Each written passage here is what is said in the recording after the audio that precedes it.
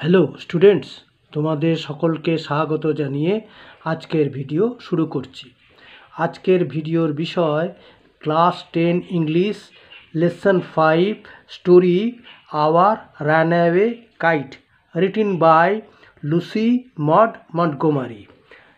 এইখানে একটা question bank থেকে মডেল কোশ্চেন পেপার নিয়ে সেটা তোমার ফার্স্ট ইউনিটের সেটা পড়িয়ে তারপরে এখানে যে সমস্ত অ্যাক্টিভিটি দেওয়া আছে সেগুলো আমি সমাধান করে দেখিয়ে দেব। ঠিক আছে, তাহলে চলো গল্পটি পড়া যাক, প্যাসেজটি পড়া যাক। বলা হয়েছে read the passage carefully and answer the questions that follow.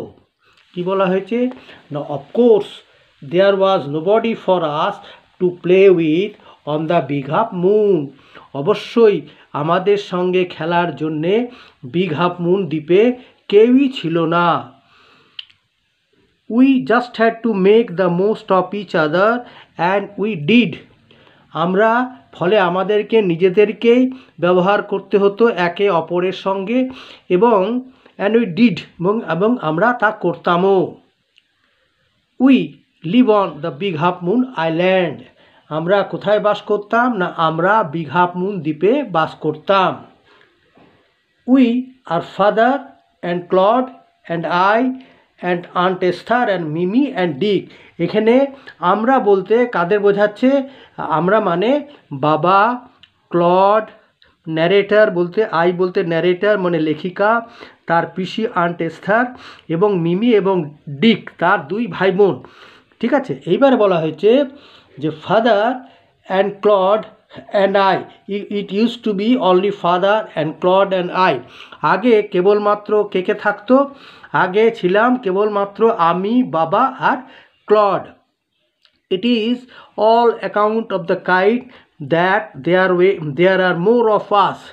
এটা একটা ঘুড়ির কারণে যে আমরা এখন এখানে এত বেশি জন হয়েছি।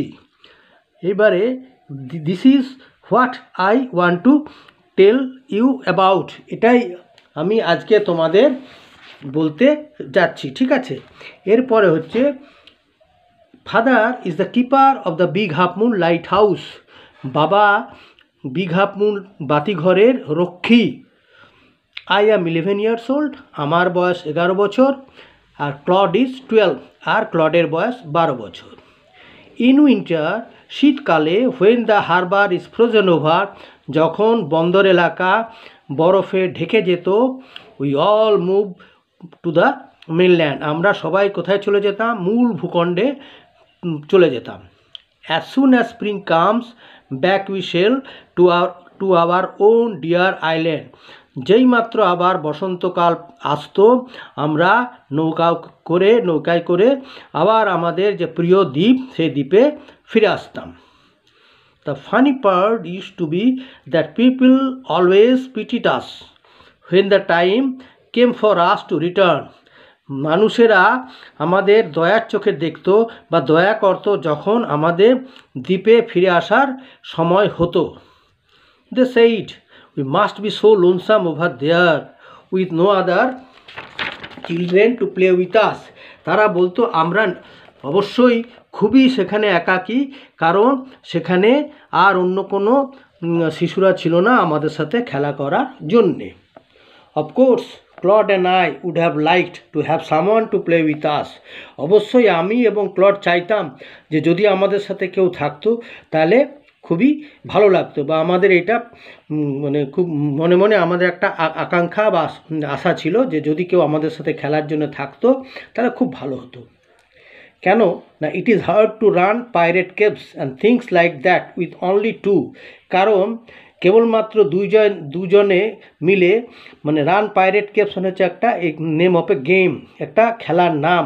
সেই মানে দস্যু গুহায় দৌড়ানো এই খেলাটার নাম। সেই দস্যু গুহায় দৌড়ানো এবং অন্যান্য সেরকম কোন খেলা যেগুলো কিনা দুজনে সম্ভব নয়। But we use to quarrel a good deal with the mainland children in winter. কিন্তু শীতকালে যখন আমরা ওই মূল ভূখণ্ডে যেতাম সেখানকার শিশুদের সাথে আমরা প্রচুর ঝগড়া করতাম। So it was perhaps just as well that there were none of them on the big half moon. তাই হয়তো বা ভালোই মানে হয়েছে যে বিগ হাফ মুন তাদেরকে আমরা তারা কেউই নেই। বিগ হাফ মুন যেখানে আমরা থাকি সেই দ্বীপে সেই সমস্ত ছেলেদের কেউই নেই, অবশ্য হয়তো বা নেই। Claude and I never quarrel, Claude এবং আমি কিন্তু কখনোই ঝগড়া করতাম না। এবারে বলা হয়েছে তোকে activity, write the correct alternative to complete the following sentences. Number এতে বলা হয়েছে write the correct alternative to complete the following sentences. এতে বলা হয়েছে the narrator's father worked in a, এখানে খালি উত্তরটা আমি বসিয়েছি, কোথায় কাজ করতেন তিনি, না লাইট হাউস, বাতিঘরে। নাম্বার বিয়ে বলা হয়েছে the harbour is covered with ice in, 4টি ঋতুর মধ্যে উল্লেখ আছে, এখানে কোন কোন সময়ে, না উইন্টার মানে শীতকালে। নাম্বার বিয়ে বলা হয়েছে complete the following sentences with information from the text, সঠিক তথ্য নিয়ে শূন্যস্থানটি পূরণ করো। The word we refers to, যে আমরা বলতে যে শব্দকে বোঝানো হয়েছে, আমরা কারা, এখানে হচ্ছে father, Claude, the narrator, Mimi, Dick and aunt Esther. Number 2 বলা হচ্ছে people said that the narrator and Claude were, এখানে আনসার হলো very lonely on as there were no other children to play with them. আচ্ছা, number C বলা হয়েছে answer the following questions. How did the narrator and her family spend the whole year, কীভাবে লেখিকা এবং তার পরিবার সারা বছর অতিক্রান্ত করত। উত্তর হলো the narrator and her family moved over to the mainland when the harbour was covered with ice, but when the spring came they sailed back to their own dear island. ঠিক আছে, আচ্ছা এখানে আমি তোমাদের আবার রান অ্যাওয়ে কাইটের যে exercise unit 1-এর 1, 2, 3 সেই 3টি সমাধান করে দিয়েছি, তাহলে চলো দেখে নেওয়া যাক। নাম্বার 1-এ বলা হয়েছে choose the correct alternative to complete the following sentences. 1-এ বলা হয়েছে the keeper of the big half Moon lighthouse is, এইখানে 4টি অপশান আছে, তার মধ্যে সঠিকটি হলো ফাদার, বাবাই ছিলেন বিগ হাফ মুন বাতিঘরের রক্ষী। আচ্ছা, এবারে নাম্বার বিয়ে বলা হয়েছে the family moved over to the mainland in, এখানে 4টি ঋতুর উল্লেখ আছে, তাহলে কখন তারা মূল ভূখণ্ডে চলে যেত, না সেটা হচ্ছে শীতকাল, উইন্টার, সেটাই উত্তর হলো উইন্টার। আচ্ছা, নাম্বার সি বলা হয়েছে when asked about relations father looked, যখন বাবাকে সম্পর্কের কথা বলা হতো, বাবাকে দেখে মনে হতো, একটা হচ্ছে অ্যাংরি, সরোফুল আর ইরিটেটেড, এখানে 4টি অপশানের মধ্যে সঠিকটি হচ্ছে বিষণ্ণ, সরোফুল। ঠিক আছে, আচ্ছা এরপরে হচ্ছে fill in the chart with information from the text. এতে বলা হয়েছে নেম অফ দ্য আইল্যান্ড, দ্বীপের নাম কি, তাহলে এখানে উত্তর হলো Big half Moon. Age of Claude, ক্লডের বয়স কত, 12 ইয়ার্স। আর C the game played by Claude and the narrator, সেই গেমটার নাম ছিল টু রান পাইরেট কেভস, দস্যু গুহায় দৌড়ানো।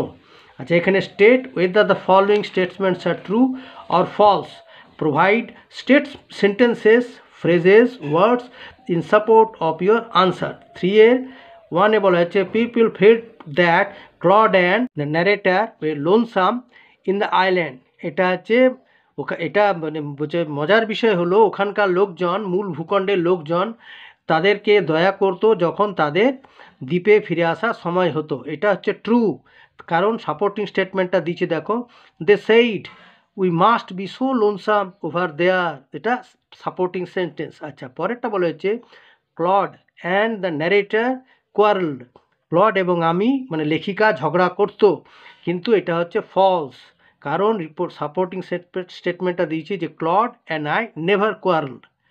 আচ্ছা, number 3, nobody on the mainland had relations, মূল ভূখণ্ডের কারুরই কোনো আত্মীয় স্বজন ছিল না, এটাও ফলস। সাপোর্টিং স্টেটমেন্ট কি হলো, everybody on the mainland had relations. ঠিক আছে।